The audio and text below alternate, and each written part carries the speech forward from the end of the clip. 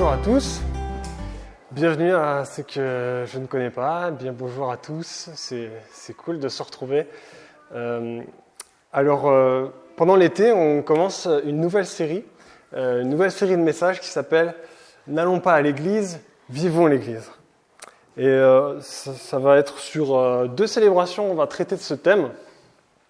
Et j'ai bien conscience que ce thème-là va particulièrement s'adresser aux chrétiens premièrement, à ceux qui sont chrétiens.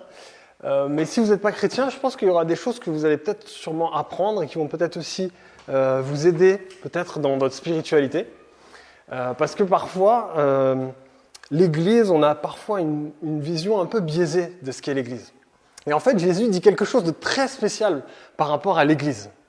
Et il enseigne quelque chose que parfois, nous, on a du mal, même nous chrétiens, à comprendre. On s'éloigne un peu du modèle de Jésus, que Jésus a initié quand il a parlé de l'Église. Et il y a plein de choses aujourd'hui qu'on fait. Aujourd'hui, on peut se demander, est-ce que Jésus a vraiment voulu toutes ces choses ? Est-ce que dans la Bible, il nous a vraiment parlé du fait que l'Église, il fallait construire des cathédrales? Est-ce qu'il fallait faire plein de programmes, plein de rituels? Est-ce qu'il a vraiment parlé de ça quand il parlait d'Église?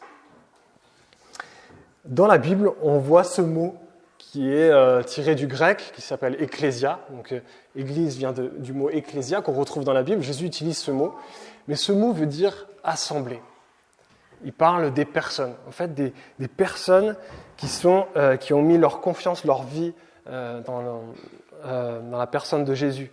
Mais il ne s'agit pas de bâtiments, il s'agit d'une communauté. Et c'est vraiment hyper important. Et c'était quelque chose d'un peu nouveau quand Jésus l'a initié. En fait, la plupart des cultures et même les croyants de l'époque avaient une vision du temple. Ils avaient vraiment cette idée que si on veut se rapprocher de Dieu, il faut se rapprocher du temple. Il faut avoir des personnes qui nous aident quelque part dans le temple et un lieu qui nous aide à aller vers Dieu. Mais en fait, Jésus a parlé de quelque chose de complètement différent. Il nous a parlé de l'Église. Et aujourd'hui, c'est vrai, on a des fois encore cette tendance à confondre le temple et l'Église. Mais c'est dans l'Église qu'il y a la vie. Dans un bâtiment, il n'y a pas de vie, mais dans les personnes, il y a la vie. Et c'est ce qu'on va voir, en fait. Jésus, à un moment donné, il va juste dire à une personne qui lui posait la question « Mais où est-ce qu'il faut s'approcher de Dieu? Où est-ce qu'il faut adorer Dieu ?» Et Jésus a répondu « L'heure vient où ce ne sera plus ni sur cette montagne, ni à Jérusalem que vous adorez le Père, mais l'heure vient, et elle est déjà là, où les vrais adorateurs adoreront le Père en esprit et en vérité. » Ce que Jésus voulait dire par là, c'est qu'à partir du moment maintenant où Jésus est arrivé, Dieu est accessible, en fait, partout. Et c'était un peu révolutionnaire pour l'époque. En fait, Jésus dit simplement qu'il ne suffit pas de prier dans un lieu, il suffit de prier avec notre esprit en pleine conscience et d'adorer le vrai Dieu, le Dieu qui se rend accessible. Alors du coup, c'est clair que dans le temple, on a quelque chose de vachement différent. On a les lieux sacrés, des hommes sacrés qui sont l'intermédiaire avec Dieu et des rituels sacrés. Et là, dans ce nouveau mouvement que Jésus initie, il y a des êtres humains qui sont sacrés. Il y a Dieu qui est accessible partout grâce à Jésus. Il y a des rituels qui ne nous sauvent pas, mais c'est Dieu qui sauve. C'est bien replacé. La vision est replacée sur Dieu. Et c'est vraiment important. En fait, on va voir dans ce petit message un principe très fort que Jésus enseigne régulièrement dans les évangiles. C'est que ce qu'il y a de sacré et de précieux, c'est chaque être humain. Et parfois, peut-être notre réflexe religieux oublie ça, en fait. Et nous-mêmes, chrétiens, on oublie ça. On va poser plus d'importance sur nos programmes, sur notre bâtiment, sur nos activités, que les personnes. Et on va voir une histoire qui illustre très bien ça, où c'est Jésus qui va raconter une petite parabole en fait aux gens qui sont autour de lui. Et on lit ça dans Luc 15, versets 1 à 7. « Et tous les publicains et les pécheurs s'approchaient de lui pour l'entendre. Et les pharisiens et les scribes murmuraient, disant « Celui-ci reçoit des pécheurs et mange avec eux. » Alors, on voit juste dans ce passage, on parle de publicains, de pécheurs, qui c'est En fait, on a d'un côté un peu des religieux, des chefs religieux, mais aussi des gens qui ne sont pas du tout religieux. Des gens qui sont considérés comme pécheurs par certains. Et du coup, on a ces deux publics qui viennent auprès de Jésus.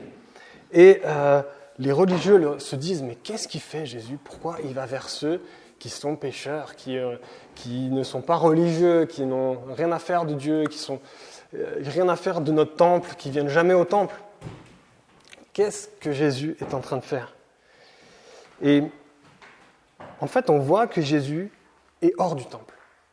Pourtant, rien n'empêche Jésus de continuer à faire ce qu'il a à faire.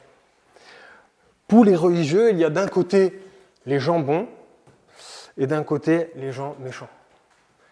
Je dis les religieux, mais quelque part, des fois, c'est même des gens pas religieux qu'on a cette vision des choses. Et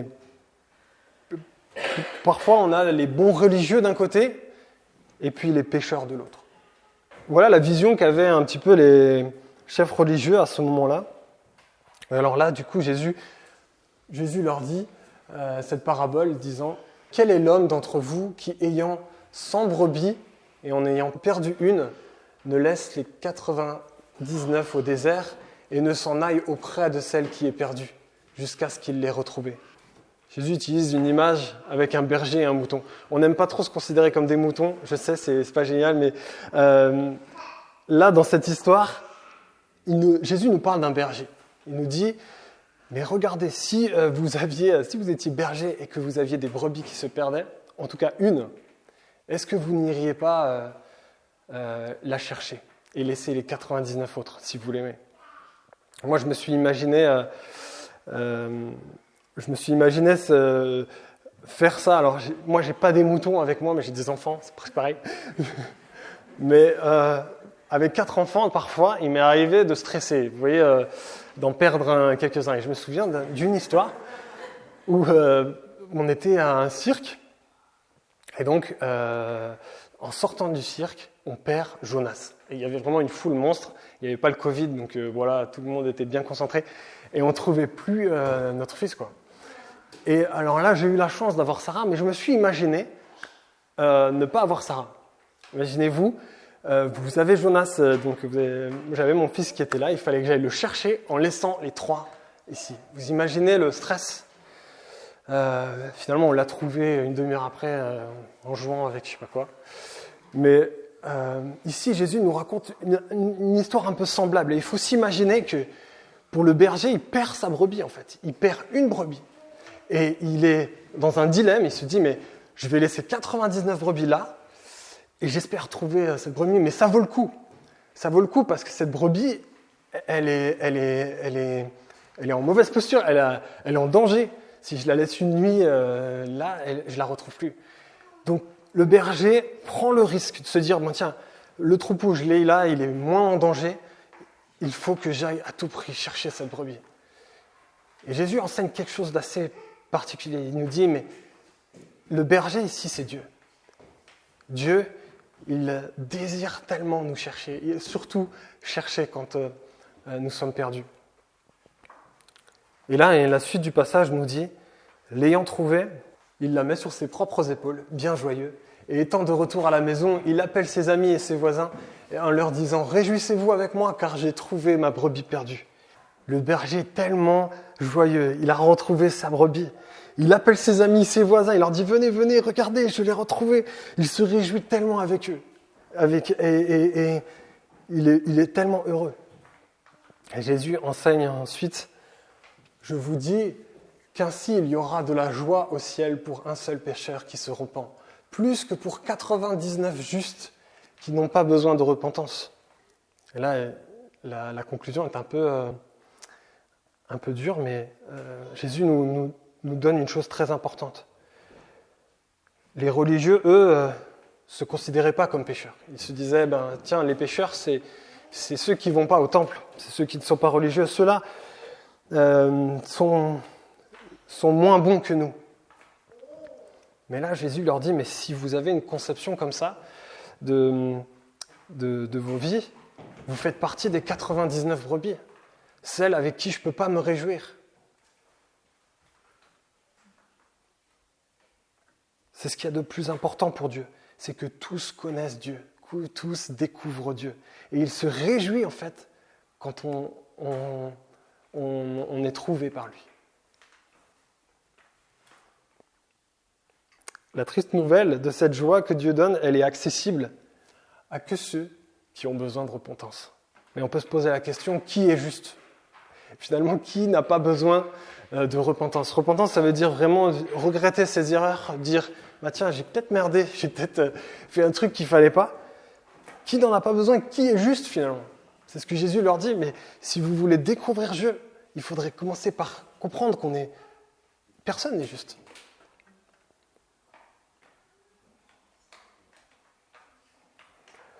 On peut être de bons religieux et loin de l'amour de Dieu.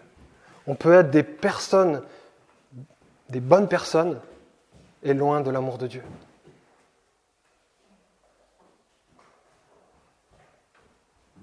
Suis-je comme ces 99 brebis autosuffisantes, dire finalement, je suis avec le berger, je sais qu'il est par là, mais j'en ai pas besoin.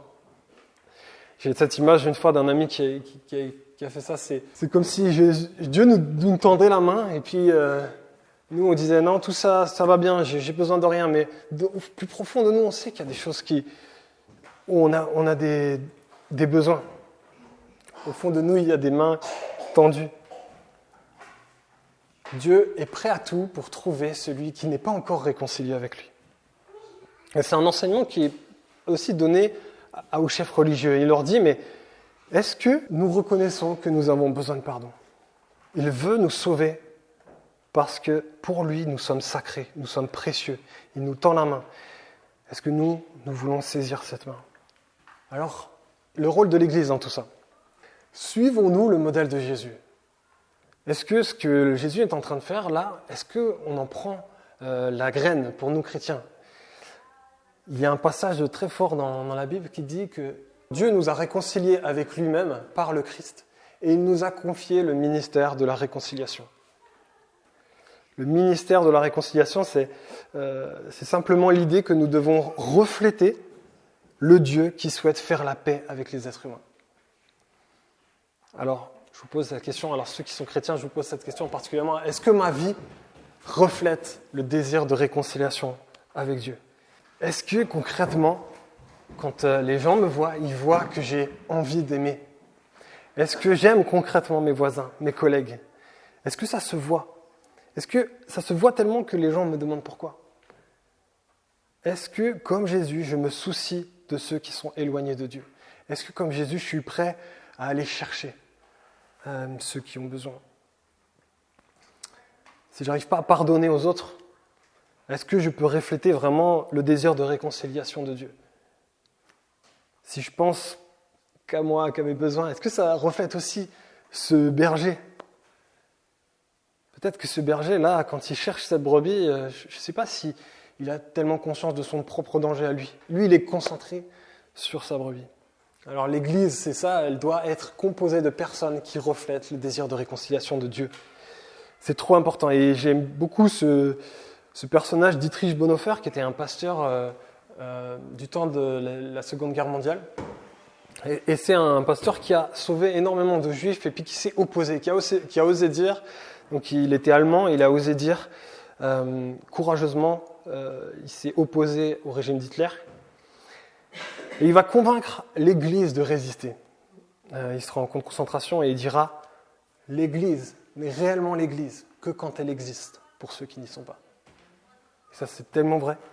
Et c'est pour ça qu'on dit, nous, à l'Église comme à la maison, on est une Église pour ceux qui n'y sont pas. Pour nous, c'est très important, ça. On veut servir ceux qui ne sont pas croyants, pas parce qu'on a quelque chose à gagner, mais parce que Dieu nous a tellement donné qu'on a envie de refléter ça.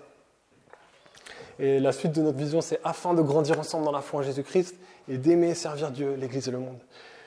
Oui, l'Église, c'est pas la fin en soi de servir et d'aimer ceux qui sont autour de nous. C'est la fin, le but ultime de l'Église, c'est d'aimer Dieu. Mais nous sommes appelés à aimer ceux qui n'y sont pas. L'Église doit être composé de personnes qui reflètent le désir de réconciliation avec Dieu. Alors, avec l'Église comme à la maison, on a l'habitude de discuter ensemble des passages qu'on voit. Et on vous propose trois petites questions. Alors, sentez-vous libre, on va faire des petits groupes, mais vous avez le droit de ne pas être d'accord ou de ne pas parler. La première question, c'est est-ce que tu es plutôt autosuffisant ou à la recherche de l'aide de Dieu? Deuxième question, quelle place a la repentance dans ta vie? Si tu es chrétien, est-ce que ta vie reflète le désir de Dieu de chercher et d'aimer ceux qui ne connaissent pas Dieu? Comment développer davantage ton ministère de réconciliation? Alors, pour ceux qui ne sont pas chrétiens, vous pouvez donner des conseils à des chrétiens, peut-être. Ça peut être intéressant. Mais voilà, on vous propose 10 minutes. Pour nous, c'est très important parce que c'est vraiment ce moment où on discute. Notre foi, on croit qu'elle grandit beaucoup plus quand on est en rond plutôt qu'en rang. Et on trouve que c'est intéressant de savoir ce que chacun pense. Et on vous encourage à faire des petits groupes de 3 à 4 pendant 10 minutes. Et puis, voilà, sentez-vous pas obligé de parler.